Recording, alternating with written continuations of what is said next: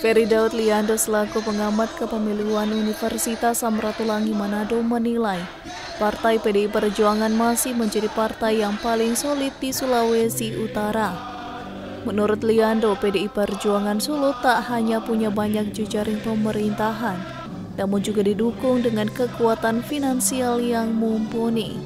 Kalau mau dibanding dengan partai-partai lain, PDIP cenderung solid ya, mau dibanding-bandingkan.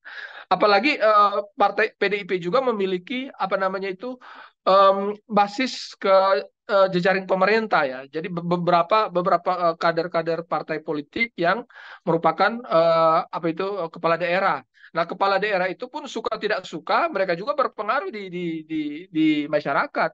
Mereka memiliki kewenangan, memiliki power, memiliki pengaruh. Jadi bisa saja akan banyak masyarakat mengikuti, bukan arahan, tetapi di mana kepala daerah berada bisa saja banyak masyarakat yang ikut. Nah, ini yang menguntungkan PDIP. Kemudian yang ketiga itu adalah soal jejaring ya. Kalau saya lihat juga, kalau lihat jejaring juga kan semua pada tahu kan, jejaring ke pemerintahan, ke organisasi sosial dan segala macam.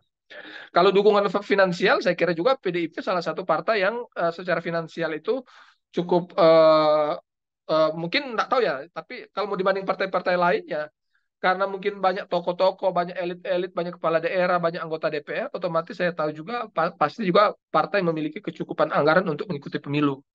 Diketahui hingga Pilkada 2020, PDI Perjuangan memiliki 10 kader yang menjabat sebagai kepala daerah dan 12 kader sebagai wakil kepala daerah.